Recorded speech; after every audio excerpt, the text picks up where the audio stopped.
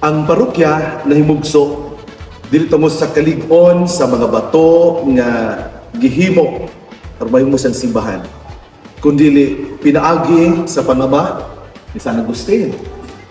Naumol ang maong pagtuo. Gani grasya sa Dios nga nakaabot na kini siya og 74 ka tuig. Din gisaw-an ang maong grasya nakapamungag kini bukasyon sa pagkapare diha sa kinabuhing minyo nagbalaan nga maoy hinungdan nga tapos angay lang mga mag-celebrate kita nga malipayon. Mao na nga usa kini ka talagsaon kay grasya o gasa kanatong tanan.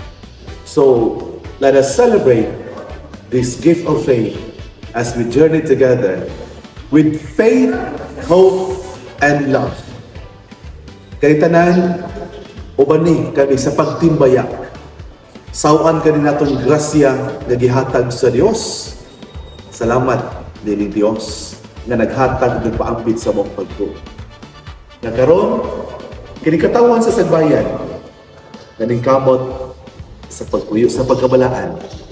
Ang importante malipayon kitang tanan. God bless everyone.